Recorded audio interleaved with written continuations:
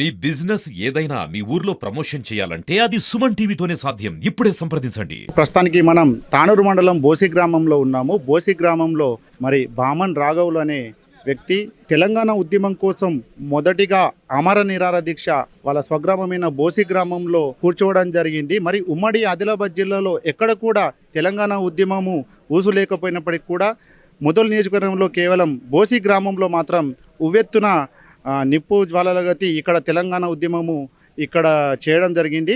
మొదటి వ్యక్తి అమర నిరాహార దీక్ష కూర్చున్నటువంటి వ్యక్తి బామన్ రాఘవులు మరియు అనారోగ్య కారణంతో ఆయన మరణించడం జరిగింది.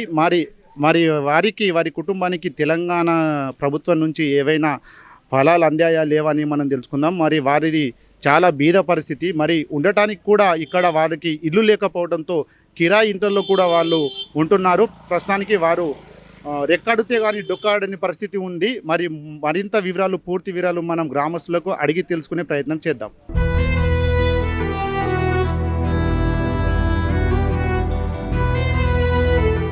ప్రస్తుతానికి ఇక్కడ రాఘవులు అంతిమయాత్రకు కూడా ఇక్కడ నుంచి జేఏసీ నాయకులు కూడా ఇక్కడ జిల్లా జేఏసీ నాయకులు కూడా రావడం జరిగింది. మనం అడిగి తెలుసుకుందాం. పేరు సార్? నా పేరు చాకిటి లక్ష్మణ, తెలంగాణ ఉద్యమకాల ఫోరం జిల్లా ప్రధాన కార్యదర్శి. ముందుగా మలిదశ తెలంగాణ ఉద్యమకారులు బాపన్ రాఘవులు గారికి తెలంగాణ ఉద్యమకాల ఫోరం తరపున సంతాపం తెలియజేస్తూ ఆ కుటుంబానికి ఆ భగవంతుడు అన్ని విధాలుగా సపోర్ట్ ఉండాలని చెప్పేసి కోరుతూ, అదేవిధంగా 2009 డిసెంబర్ నెలలో తెలంగాణ రాష్ట్ర ప్రకటన ఇచ్చి యూటర్న్ చేసే సందర్భంలో ఆ కాలంలో తెలంగాణ ఉద్యమం అనేది ఉవ్వెత్తున లేచిన సందర్భంలో 2010 జనవరిలోనే మొదటిసారి కేసీఆర్ తర్వాత రెండో వ్యక్తిగా గుర్తింపు పొందినటువంటి రాఘవులు అన్న మృతి అనేది తెలంగాణ లోకానికి చాలా తీవ్ర అన్యాయం. ఇలాంటి వ్యక్తులు చాలామంది ఈ 20 సంవత్సరాల కాలంలో ఎందరో మంది చనిపోవడం జరిగింది. కానీ పోయిన బీఆర్ఎస్ ప్రభుత్వం కానీ ఇప్పుడున్న కాంగ్రెస్ ప్రభుత్వం కానీ ఎటువంటి ఫలాలు అందించకుండా ఉంది. కాబట్టి కాంగ్రెస్ ప్రభుత్వం పెట్టినటువంటి మేనిఫెస్టో ఉన్నటువంటి విషయాలు ఏమంటే తెలంగాణ ఉద్యమకారులకు 250 గజాలు ఇంటి స్థలం ఇస్తామని చెప్పేసి చెప్పడం జరిగింది. కానీ మనీ అయినప్పటికీ కూడా ఎటువంటి లేదు. ఇప్పుడు అన్నగారి యొక్క ఇల్లును గమనిస్తే వాటి రేకుల షెడ్డు మొదటిసారి రాష్ట్రంలోనే రెండో వ్యక్తిగా గుర్తింపు పొందినటువంటి రాఘవులన్న మరణం అనేది తెలంగాణ సమాజానికి తీరు లోటు. కాబట్టి ఈ రేకుల షెడ్డు ఉంది. వాళ్ళ కొడుకులు కూడా ఇద్దరు కూడా ఆ రేకుల షెడ్లోనే ఉంటున్న సందర్భం కనిపిస్తుంది. ఆ కుటుంబానికి ఖచ్చితంగా తెలంగాణ ఉద్యమకాల ఫోరం అనేది ప్రభుత్వం డిమాండ్ చేస్తుంది. 10 లక్షల ఎక్స్గ్రేస్ చెల్లించి ఆ కుటుంబాన్ని ఆదుకొని ఇంటి నిర్మాణాన్ని చేపట్టే బాధ్యత కూడా ఈ తెలంగాణ ప్రభుత్వం తీసుకోవాలని చెప్పేసి తెలంగాణ ఉద్యమకాల ఫోరం అనేది డిమాండ్ చేస్తుంది. ఎందుకంటే ఎందరో మంది తెలంగాణ ఉద్యమకారులు ఎన్నో కోటి ఆశలతోని తెలంగాణ ఉద్యమం పాల్గొనే సందర్భంలో ఇప్పటికీ చనిపోతున్నారు. కానీ ఏ ప్రభుత్వం కూడా పట్టించుకునే సందర్భం లేదు. కాబట్టి మా ఒకటే డిమాండ్, ఇప్పటికైనా కాంగ్రెస్ ప్రభుత్వం యొక్క మేనిఫెస్టోలో పెట్టినటువంటి విషయాలు ఖచ్చితంగా అమలు చేయాలి. మేము ఒకటే డిమాండ్ చేస్తున్నాం. చాలామంది ఉద్యమకాల పైన కేసులు లేవు. ఎందుకు లేవంటే అప్పుడున్నటువంటి పోలీసు వాళ్ళ యొక్క బ్యాగ్ గమనించి పెట్టలేరు. దానికి ప్రత్యేకమైన కమిటీ వేసి తెలంగాణ ఉద్యమకాలు గుర్తించి వారికి తగిన న్యాయాన్ని కల్పించి చెప్పేసి ఈ ప్రభుత్వాలు డిమాండ్ చేస్తున్నాం.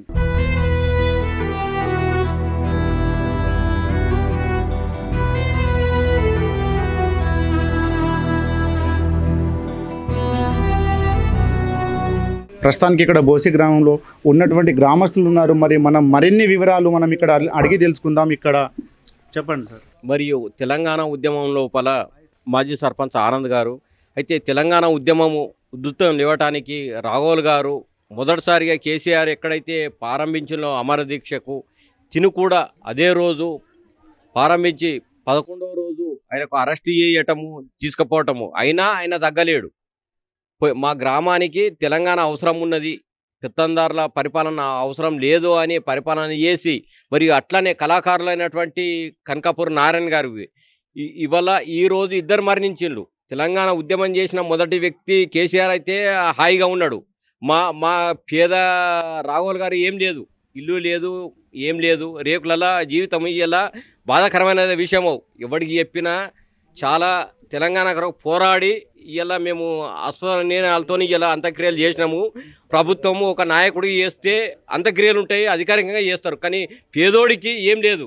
కేవలంగా గ్రామస్తులు ఉండి మేము స్వయంగా చేసినాము.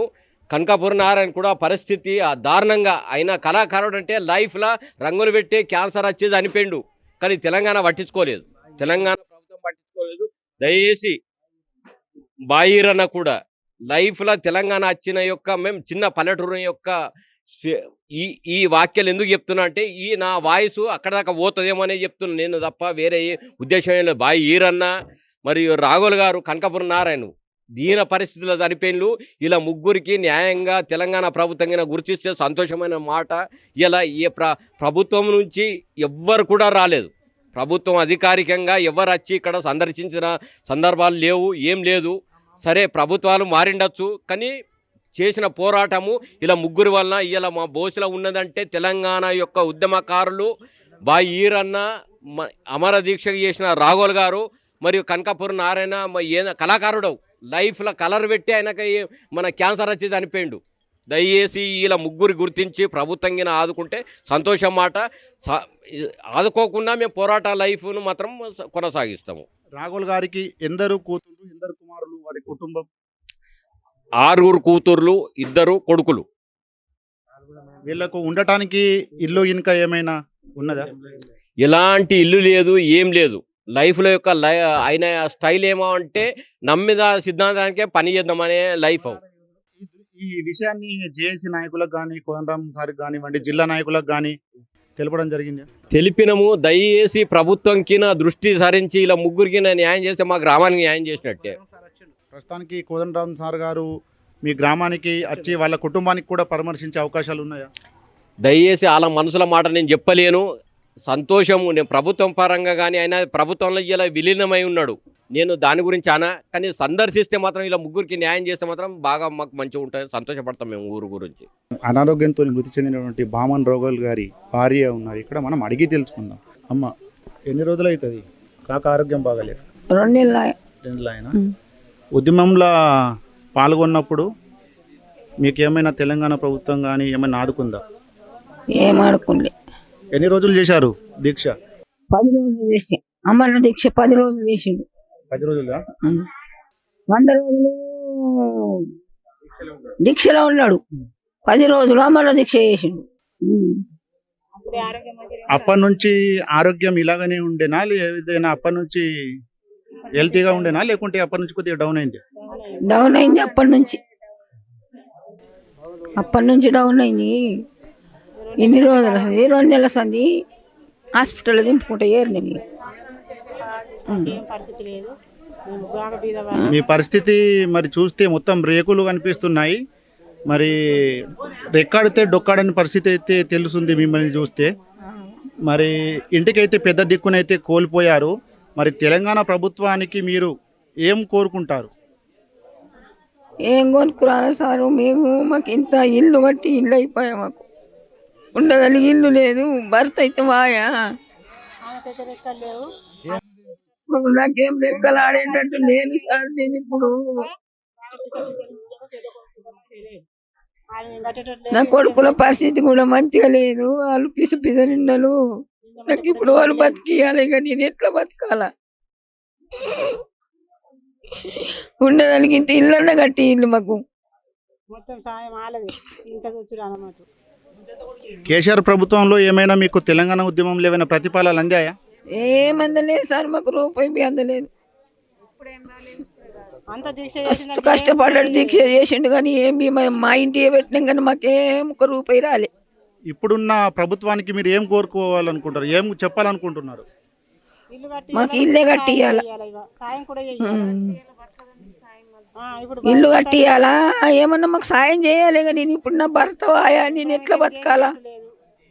కష్టం చేసేటట్టు ఉన్నాను నేను ఇప్పుడు. నాకు రెక్కలు ఆడతాయా, నేను కష్టం చేస్తాను ఇప్పుడు నా ద్వారా నువ్వు ఆడగొట్టుకున్నాక. రాఘుల్ గారి బంధువులు కూడా ఇక్కడ ఉన్నారు, మరి వాళ్ళ కుటుంబ పరిస్థితులు కూడా మనం అడిగి తెలుసుకుందాం. చెప్పండి. వాళ్ళ పరిస్థితి ఏం మంచిగా లేదు, బాగా బీద వాళ్ళు ఉన్నారు. కిరాయి ఏమైతారు మీరు? నేను రాఘుల్ కుమార్దల్ని అయితే మా అక్కవు ఆమె బాధలు చూస్తే మస్తు ఇది ఉన్నది. ఊళ్ళో కూడా అందరు వాళ్ళకి ఇది చేస్తున్నారు. రాత్రి నుంచి సాయం చేసిండ్రు ఊరోళ్ళంతా. ఇప్పుడు మరి గవర్నమెంట్ నుంచి సాయం చేయాలా, తెలంగాణ గురించి వాళ్ళకి ఇప్పుడు పొట్టకు సాయం చేయాలా, సాగు ఖర్చు సాయం చేయాలా, ఇల్లు కట్టియాలా, వాళ్ళ ఇంట్లోకి అనుమతి పోయేటట్టు చేయాలా. పెద్ద కుటుంబం 5 బిడ్డలు, 2 కొడుకులు అయితే ఇంట్లోకి లేరు. చిన్న కొడుకు పరిస్థితి మంచిగా లేదు, పెద్ద కొడుకు పరిస్థితి మంచిగా లేరు. వాళ్ళేం రెక్కలు లేవు, ఆమెకి ఏం పెట్టేటట్టు లేరు. కొడుకుల పరిస్థితి కూడా అంటే కొద్దిగా మతి స్థిమితం లేనట్లు కూడా గ్రామస్తులు అయితే చెప్పడం జరిగింది. జరిగింది. మొన్న నెల రోజులు ఆనే ఉన్నాడు హాస్పిటల్లో. పిల్లగాడు పిస చేస్తే నెల రోజులు హాస్పిటల్ని పట్టుకొని తిరిగిండ్రు. ఇటు ఈయనను పట్టుకున్నది, అటు ఆయనను పట్టుకొని తిరిగింది. ఇక వాళ్ళ పరిస్థితి ఉన్నది. గవర్నమెంట్ ఎట్లా సాయం చేస్తుందో ఇక మీరే చెప్పాలా. ఊరోళ్ళు అయితే అందరూ సాయం చేయాలని అంటున్నారు.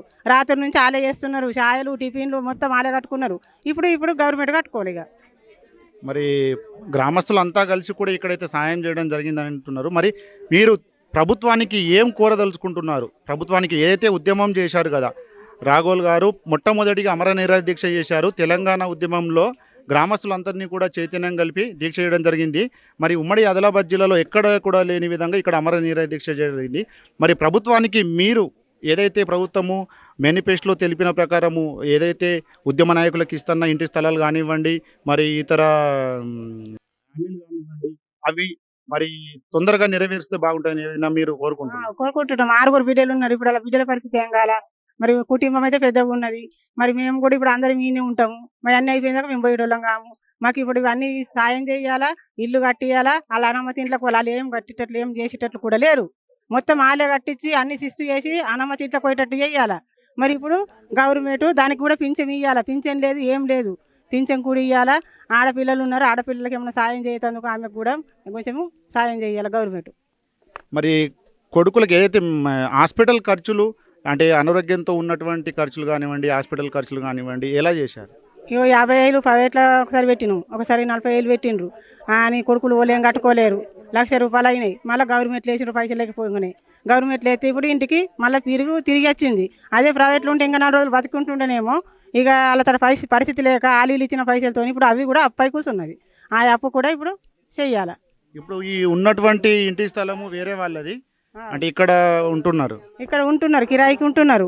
వాళ్ళ స్థలము అక్కడ ఉన్నది, వాళ్ళు కట్టిస్తారు, వాళ్ళు చూపెడతారు స్థలము.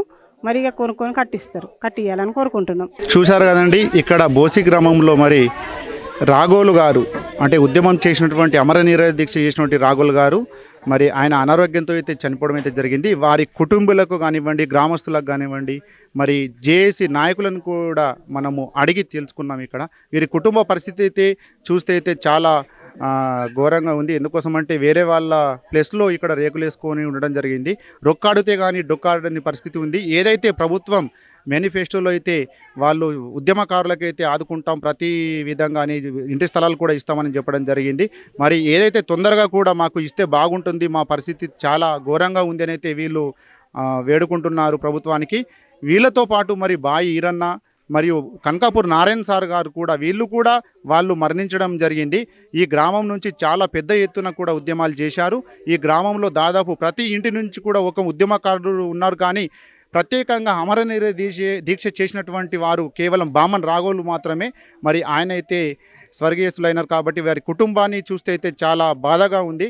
ఏదేమైనప్పటికీ కూడా ప్రభుత్వం తొందరగా ఈ ఉద్యమకారులకు ఆదుకుంటే బాగుంటుందని కోరుకోవడం జరుగుతుంది.